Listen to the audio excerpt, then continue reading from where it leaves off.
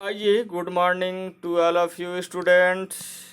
आइए हम लोग आज जानते हैं, ये आपका अगला अध्याय 4 का अगला टॉपिक है ना, जो टॉपिक है उद्योग की स्थापना को प्रभावित करने वाले कारक। तो आइए जानते हैं कि ये उद्योग की स्थापना को प्रभावित करने वाला कारक क्या है। पहले तो हम लोग इस टॉपिक को समझते हैं कि ये क्या है ना, उद्योग की स्थापना को प्रभावित करने वाला कारक। अब यहाँ पे देखिए, पहला चीज हो गया उद्योग, दूसरा चीज इसका जो स्थापना करने का, कहाँ स्थापना किया जाएगा ये, लेकिन जहाँ स्थापना किया जाएगा वो कौन सा ऐसा वहाँ का जो है दृश्य है, या क्या ऐसा वहाँ वस्तु है, या कौन सा ऐसा खनिज है जहाँ पे वो प्रभावित कर रहा है, वो कारक क्या है ना। तो ये 3-4 चीजें हैं। देखिए, मान लीजिए ए नामक स्थान है, क्या ए नामक स्थान है, उद्योग यहाँ स्थापित करना है ए नामक जगह पर, ठीक है। स्थापित यानी उद्योग को क्या करना है, स्थापित करना है। अब हमको देखना है कि ए नामक स्थान पर क्या ऐसा, कौन सा खनिज अयस्क, अर्थात कौन सा ऐसा खनिज पाया जा रहा है जो कि यहाँ पे उद्योग स्थापित किया जा रहा है। अगर मान लीजिए यहाँ पे लौह अयस्क, क्या लौह अयस्क कच्चे माल यानी पाया जा रहा है, तो उद्योग कहाँ लगेगा, ए नामक स्थान पर लगेगा। क्यों लगेगा? क्योंकि ये लौह अयस्क भारी जो है खनिज है। अगर इसमें देखिए, जब कच्चा माल रहता है तो इसके साथ कई जो है धातुओं का जो है मिक्सिंग रहता है, तो इसे अलग करने में, है ना। अब यहाँ से मान लीजिए आप कारखाने, जहाँ से खनन जहाँ से हो रहा है वहाँ से अगर आप कारखाने तक ले जाने, मान लो कारखाना मार्केट के पास लगा हुआ है, तो वहाँ से ले जाने में ट्रांसपोर्टिंग चार्ज ज़्यादा लग जाएगा। इसलिए लौह अयस्क जहाँ पे खदान है, लौह अयस्क का खान, वहीं पे ये उद्योग स्थापित किया जाएगा। तो अर्थात इसको प्रभावित कौन किया, ये लोहा। अगर यहाँ लोहा नहीं होता तो क्या ये उद्योग स्थापित किया जाता? नहीं। या बॉक्साइट अयस्क नहीं होता तो लगाया जाता? नहीं। जहाँ बॉक्साइट अयस्क हो, लौह अयस्क हो, कोयले हो, वहीं बिजली संयंत्र का उद्योग तो स्थापित किए जाएंगे ना, ठीक है। इसलिए जहाँ पे जो वस्तु पाए जाएंगे, इसलिए उस वस्तु को उत्पाद करने वाला उद्योग भी स्थापित होगा। अच्छा, उसको क्या करेगा, प्रभावित करेगा। तो ये बात आपको समझ में आ गया होगा कि उद्योगों को प्रभावित करने वाला कारक कौन होंगे, है ना। चलिए, यह प्रभावित करने वाला कारक के बारे में आपको समझ में आ गया होगा। तो अब हम लोग इसके डिटेल के बारे में जानते हैं, है ना। आइए, आधुनिक उद्योगों की एक विशेषता यह है कि वे अत्यंत अस्थिर हैं। अस्थिर कहने का मतलब कि एक ही स्थान पर हमेशा नहीं रहते हैं।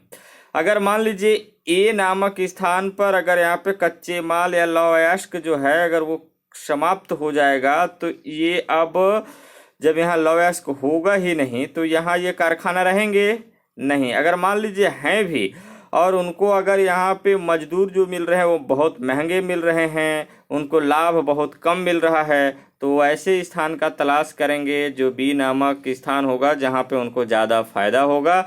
इसलिए यहाँ से अपने उद्योग उठा करके यहाँ ले जाते हैं। इसलिए ये स्थिर नहीं, ये अस्थिर कहलाते हैं। स्थिर रहते तो यहीं पे रहते, लेकिन ये अपने ज़्यादा फायदा के लिए जगह बदलते रहते हैं, इसलिए अस्थिर कहलाए, ठीक है। चलिए आगे देखते हैं, ये समझ में आ गया होगा आपको। आगे है, और सतत अपनी जगह परिवर्तित करते रहते हैं। उदाहरण के लिए, जिन क्षेत्रों में औद्योगिकरण शुरू हुआ, जहां उद्योग लगा और वहां पे उत्पादन शुरू हुआ, जहां सैकड़ों कारखाने लगे थे, मतलब 100-200 कारखाने लगे हैं, और लाखों मजदूर बसे थे, लाखों मजदूर बसे हुए हैं वहां पे, ठीक है। आज वे वीरान हैं। वीरान का मतलब आज वो ऐसा क्षेत्र हो गया है जहाँ पे कुछ है ही नहीं। ऐसा लगता है कि जहाँ पे लाखों मजदूर और जहाँ पे उद्योग चलते थे वहाँ पे शहर टाइप का लगता था, लेकिन आज जाइए तो भूतहा टाइप का लगता है। वीरान मतलब कुछ है ही नहीं, है ना। क्योंकि उद्योग वहां से पलायन कर गए, मतलब वहां से दूसरे स्थान पर चले गए। 1970 के दशक में भारत के प्रमुख शहरों जैसे मुंबई, दिल्ली, चेन्नई, इंदौर आदि में विशाल कपड़ा मिलें थीं, जो कि 1980 के दशक में ये सब मिलें बंद हो गईं और बिल्कुल नए इलाकों में छोटे छोटे पावर लूम संयंत्र स्थापित हुए। कहने का मतलब ऐसा उद्योग लगा जो किसके माध्यम से चलेगा? विद्युत शक्ति, यानी यंत्र वैसा मशीन होगा जो विद्युत के माध्यम से, अर्थात स्वयं चलने वाला। तो जो पहले उद्योग थे, जैसे कपड़े का उद्योग, तो हथकरघा, मतलब लोग हाथ से इसका उपयोग करते थे, है ना, हाथ से बनाते थे। आइए थोड़ा सा हम लोग ये पावर लूम और हथकरघा के बारे में एकदम लाइव दिखा देता हूँ आपको कि ये कैसा होता है ना। ठीक है, तो आपको अच्छा भी लगेगा। लेकिन थोड़ा सा आगे मैं पढ़ लेता हूँ कि छोटे छोटे पावर लूम संयंत्र स्थापित हुए जो पहले से अधिक मात्रा में कपड़ा उत्पादन करने लगे। अब देखिए, बात यह है कि कोई अगर व्यक्ति अपना हाथ से बना रहा है, अपने हाथ से मेहनत कर रहा है, और कोई ऐसा मशीन आ गया जो कि विद्युत के माध्यम से चल रहा है, तो स्वाभाविक सी बात है कि जो विद्युत से चलेगा वो ज़्यादा उत्पादन करेगा कपड़ा, और जो व्यक्ति हाथ से बनाएगा वो कम करेगा, क्योंकि वो थकेगा भी तो ना। ये 24 घंटा काम तो एक समान नहीं कर सकता, आराम करके करेगा। लेकिन पावर लूम मशीन, बटन दबाइए, मशीन चालू है, कपड़े बन रहे हैं। आइए मैं दिखाता हूँ आपको इसका जो है लाइव क्लास।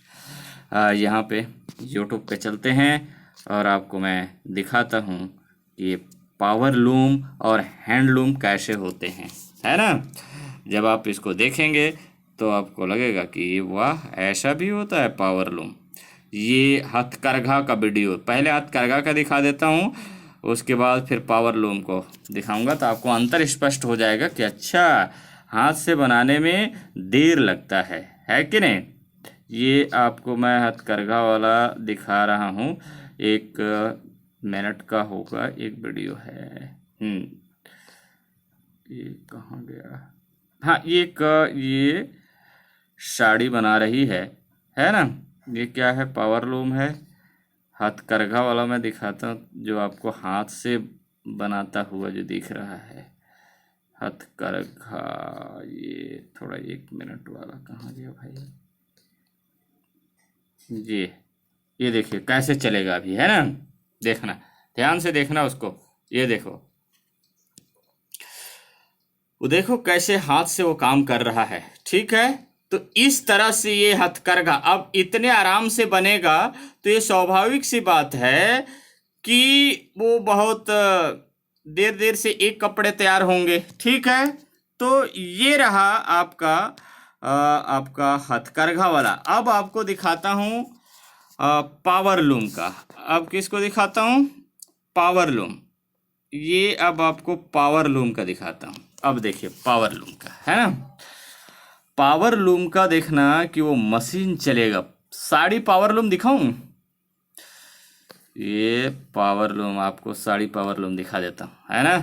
ये देखिए मशीन चल रहे हैं। अब उसमें जो है व्यक्ति अपना हाथ से नहीं चला रहा है, जैसे वो व्यक्ति चला रहा था। अब ये देखो, ये किससे चल रहा है? मशीन से चल रहा है। ये देखो, वाह, ये साड़ी इधर बन रहा है। पता नहीं ये साड़ी जो है एक दिन में कितने ये मशीन बना देता होगा। अब जो हाथ से बनाने वाला व्यक्ति है उससे कहीं ना कहीं ये दोगुना से क्या कहूँ मैं, 5 गुना काम करता होगा, क्योंकि ये तो मशीन से चल रहा है ना। ये स्वचालित है। इसको चलाने के लिए व्यक्ति की हाथ की जरूरत नहीं, वो खुद बस एक बार बटन दबाएगा और अपना धागे फिट कर देगा, वो अपना काम करता रहेगा। लेकिन व्यक्ति के लिए जो अभी हथकरघा आपने देखा, वो कितना देर लगेगा, है ना। तो चलिए, अब आप देख लीजिए इसको, अब हम लोग आगे बात करते हैं, है ना। ठीक, आइए अब हम लोग यहाँ पे बात करते हैं अपना जो है क्या बुक में है, इसको आगे देखते हैं। हाँ, देख लिए है ना। तो चलिए हम लोग यहाँ तक देखे थे, ये कहाँ तक, हाँ आ गया अपना। ठीक है, ये देखिए कि अधिक मात्रा में कपड़ा उत्पादन करेगा। कौन? पावर लूम संयंत्र स्थापित हुए जो पहले से अधिक मात्रा में कपड़ा उत्पादन करने लगे, है ना। इसी तरह अमेरिका में जिन क्षेत्रों में विशाल मोटर गाड़ी के उद्योग लगे थे, अब वहाँ, है ना, अब वहाँ सारे उद्योग बंद हो गए हैं। ठीक है। आज यह उद्योग कई छोटे इकाइयों में बंटकर दुनिया के कई देशों में फैले हुए हैं। देखिए क्या है, जिस प्रकार लोग पहले ज्वाइंट फैमिली में रहता था बहुत ज़्यादा, लेकिन अब लोग धीरे धीरे एकल परिवार में रहना स्टार्ट कर दिया है। ठीक उसी प्रकार कई लोग मिल करके एक उद्योग लगाते थे, लेकिन अब वो उद्योग अपने आप पे आत्मनिर्भर होने लगे, धीरे धीरे अपना अलग अलग बना लिए, है ना। इस तरह से था। तो यह निर्णय किस तरह होता है कि कोई उद्योग कहाँ पर लगाए जाएं, है ना, आइए वो निर्णय पता चलेगा। इसके कई कारक हैं, मगर सबसे निर्णायक सरोकार है या सबसे निर्णायक बात है ना, मुनाफा। सबसे बड़ी बात क्या है? मुनाफा, कि कहाँ सबसे ज्यादा लाभ होगा वहीं उद्योग लगेंगे, है ना। पूंजीपतियों को किसी समय जहां कारखाने लगाने से सबसे अधिक मुनाफा की अपेक्षा होगी वहीं वे कारखाने लगाएंगे, और उसी समय तक जब तक किसी दूसरे जगह से अधिक मुनाफा न मिल जाए। अब बात यह है कि वो कारखाना वहां तब तक लगा रहेगा जब तक कि दूसरे बी नामक स्थान पर वो अधिक मुनाफा वाला क्षेत्र न मिल जाए, जगह न मिल जाए। ठीक है। कहाँ कारखाना लगाने से मुनाफा अधिक मिल सकता है, यह कई कारकों पर निर्भर होता है। अब देखिए वो कौन कौन से कारक, जैसे उत्पादन की तकनीक, क्या लोग हाथ से करेंगे काम या मशीन करेगा। अब जहाँ मशीन करेगा तो स्वाभाविक सी बात है कि उत्पादन लागत कम पड़ेगा। कच्चे माल के स्रोत कैसे हैं? कच्चे माल का स्रोत मतलब जैसे लौह अयस्क, बॉक्साइट, कोयला, मैग्नीज, है ना, इस तरह का स्रोत क्या वहाँ पे बहुत मात्रा में पाया जा रहा है। बाजार, अब बाजार का दूरी कितना है, वहाँ से यातायात का साधन है या नहीं है ना। राज्य की औद्योगिक व कर नीति, है ना, राज्य का औद्योगिक और कर का वहाँ का नीति क्या है, टैक्स कितना लेती है सरकार, है ना। और सबसे महत्वपूर्ण, कुशल मगर कम वेतन पर काम करने वाले कामगारों की उपलब्धता है या नहीं। मतलब कहा जा रहा है कि कुशल भी हों और सस्ते दाम पर मजदूर, माने कहा जाए कि अगर वो 100 रुपया में एक दिन 12 घंटा काम करने वाला मजदूर मिल जाए तो उनके लिए बहुत अच्छा है ना। ठीक है। तो चलिए आगे हम लोग बात करते हैं, और है ना आगे क्या है आपको ये। ठीक है। 18वीं और 19वीं सदी में यातायात के साधन कम विकसित थे। स्वाभाविक सी बात है कि 1750 में जब उद्योग लगा था ब्रिटेन में, उस समय यातायात की साधन बहुत कम था, है ना। उसी समय तो ट्रेन वगैरह ये सब जारी किया गया क्योंकि यातायात के साधन बढ़ाए गए। अत्यधिक मात्रा में लौह अयस्क और कोयला जैसे कच्चे माल के उपयोग के बाद कम मात्रा में लोहा या इस्पात बनता था, है ना। सबसे ज़्यादा मतलब बहुत ज़्यादा कोयला का इन्वेस्ट करना पड़ता था, तब कहीं जा कर के लोहा या इस्पात बनता था, बहुत कम बनता था। इस कारण खदानों के पास ही लोहा गलाने के उद्योग लगे ताकि कच्चा माल को दूर तक नहीं ले जाना पड़े। लेकिन समय के साथ इन खदानों में उच्च कोटि का कच्चा माल मिलना बंद होने लगा और दूर दराज के क्षेत्रों से मंगाना पड़ा।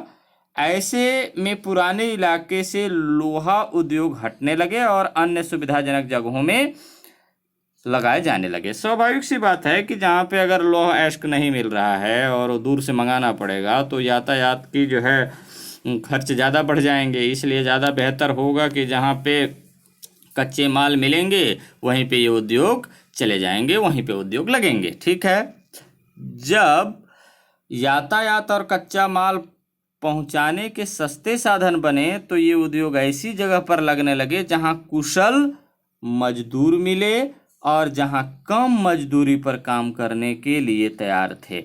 अब कहने का मतलब अगर यातायात और वहाँ पे यातायात साधन और बाजार नज़दीक अगर हो गया तो वो अब ऐसे लोग खोजने लगे, मतलब ऐसे जगह भी ढूंढने लगे जहाँ पे लोग सस्ते में काम करने वाले मिल जाएं, है ना। कहने का मतलब जो वस्तु निर्माण करने में कम से कम मजदूरी देना पड़े ताकि हमारा लाभ हो, है ना। उद्योगपतियों ने पाया कि पुराने औद्योगिक क्षेत्रों में मजदूरों ने संगठित होकर अपने वेतन और अन्य सुविधाओं को बढ़ा लिया था। कहने का मतलब मजदूर लोग एक संगठन हो जाते थे, जैसे 100 मजदूर है एक कारखाने में काम कर रहे हैं तो 100 के 100 एक हो गए और बोले कि हम अब 100 रुपये हम काम नहीं करेंगे, हम तो अब 200 में काम करेंगे। अगर आपको काम करवाना हो तो करवाइए, नहीं करवाना हो तो हड़ताल। तो इस वजह से मजबूरन हो करके उद्योगपति को क्या करना पड़ता था, वो उन लोगों का जो है मजदूरी बढ़ाना पड़ता था, है ना। मजदूरों के दबाव के कारण उन्हें उन देशों में मजदूरों के हित में कई कानून भी बने थे, जैसे किसी मजदूर को यदि काम पर छुड़ाना है तो बिना मुआवजा काम से नहीं निकाला जा सकता था, वो सरकार का नियम होता था। तो अब ऐसे में उद्योगपति मजबूर हो जाते थे, उनको मुआवजा देना ही पड़ता था। या मजदूरों के काम के घंटे व न्यूनतम वेतन सरकार द्वारा निर्धारित होता था और वो जितना सरकार निर्धारित कर दिया उतने ही देना पड़ेगा। अगर मान लीजिए सरकार का नियम है कि 8 घंटे काम करने हैं और 200 रुपये देने हैं तो 200 रुपये देना पड़ेगा उनको, है ना। तो अब उद्योगपति उपनिवेश और अन्य देशों में अपना उद्योग लगाने लगे जहां गरीबी के कारण लोग कम मजदूरी पर काम करने के लिए तैयार हो जाते थे, जहां सरकारों ने मजदूरों के हित में कानून नहीं बनाए थे। मतलब अब वो उद्योगपति ऐसे जगहों का तलाश करने लगे जहां पे सरकार का ये नियम कानून ना हो और सस्ते से सस्ते दामों पर मजदूर मिल जाए, है ना। उन्हें लागू नहीं कर रहे थे और जहां मजदूर संगठित नहीं थे वैसे स्थानों पर ये काम कर रहे थे, अर्थात उद्योगपति अपना उद्योग लगाना चाह रहे थे, है ना। यह इसलिए संभव हुआ क्योंकि आज यातायात और संचार तेज होने के साथ साथ बहुत सस्ता भी हो गए। मैं बताऊं आपको कि यातायात जो आने जाने की सुविधा जो इतनी सस्ता, मतलब पहले जो सस्ता था और आज भी वैसे सस्ता है, क्योंकि मान लीजिए लोग पहले जो जाते थे एक स्थान से दूसरे स्थान तो लोगों को एक दिन में नहीं जा पाते। मान लीजिए 500 किलोमीटर जाना है तो ये उनके लिए 1 हफ्ते लग जाते थे, लेकिन आज यहाँ 1 से 2 दिन में पहुँच जा रहे हैं लोग और आज जा रहे हैं, है ना। तो इस तरह से ऐसा था और इस तरह की सुविधाएं नहीं थी कि जो सस्ते में ले जाए। जैसे ट्रेन है, आज मान लीजिए जिस बस से आप जाते हैं वहाँ 200 रुपये लगता है, ट्रेन में जाइए आपको 100 रुपये में जो है चले जाएंगे आप उस स्थान पर, 100 से भी कम लगेंगे, 60-70 रुपये लगेंगे। तो क्या है, सस्ता तो है ही है ना। तो इसी प्रकार संचार का माध्यम देखिए, पहले मैं बताऊं आपको कि जो मोबाइल का चार्ज था, जैसे टेलीफोन, अगर मान लीजिए आप 1 मिनट बात कर रहे हैं तो पहले 16 रुपया पर मिनट लगता था। जो बात करता इधर वाला व्यक्ति जो लगाता फ़ोन वो भी 16 रुपया देता और जो उधर उठाता वो भी 16 रुपया देता, ठीक है। अब सोचो कि 1 मिनट का कीमत कितना हो जाता था, 32 रुपये होता था और आज 1 मिनट का कीमत क्या है आप देख रहे हैं, है ना। तो आज और उस समय की तुलना कर लीजिए जब ये टेलीफोन लगे हुए थे शुरू में, 32 रुपया पर मिनट और आज 32 पैसा से भी कम है ना। तो महंगा कौन है आपको पता चल जाएगा। उदाहरण के लिए दंतेवाड़ा से खोदा गया लौह अयस्क पानी के साथ घोलकर पाइपलाइन के माध्यम से बहाकर 250 किलोमीटर दूर, बहुत इंपॉर्टेंट है, यहाँ से देख लेना, ध्यान से देखना, ये उदाहरण पूछा जाता है डायरेक्टली एग्जाम में और वो भी वार्षिक एग्जाम में, है ना। 250 किलोमीटर दूर विशाखापट्टनम बंदरगाह तक ले जाया जा सकता है। वहाँ उसे लौह कंकड़ के रूप में परिवर्तित करके निर्यात किया जाता है और वो निर्यात कहाँ, जापान को किया जाता है। इसे किरंदुल विशाखापट्टनम स्लरी लाइन कहते हैं, जो पाइपलाइन के माध्यम से जाता है। इसी तरह की एक पाइपलाइन उड़ीसा में भी बनी हुई है। तो ये रहा आपका औद्योगिक यानी उद्योगों की स्थापना को प्रभावित करने वाला कारक से संबंधित कुछ इसका परिचय रहा, और इसका कारक अब आपको मिलेंगे जैसे कच्चा माल, परिवहन, यातायात की सुविधा, शक्ति या ऊर्जा, बाजार, श्रम, है ना, और उसके बाद आपको पूंजी, फिर प्रौद्योगिकी मिलेगा। तो ये सब मिलेंगे, लेकिन आज हम लोग बस यहीं तक पढ़ते हैं, बाकी अगले दिन हम लोग और देखेंगे। ठीक है, तो आप इसमें लिखना। एक क्वेश्चन है, उद्योगों की स्थापना को प्रभावित करने वाले वो कौन कौन से ऐसे कारक हैं जहाँ पे उद्योग स्थापित किया जाता है। अगर समझे होंगे आप जैसे शुरू से, तो समझ के आधार पर आप लिख लीजिएगा। ये बुक की भाषा में नहीं, आप जिस हिसाब से समझे हैं उसी हिसाब से लिख दीजिए, आंसर सही होंगे। ठीक है, ओके, धन्यवाद।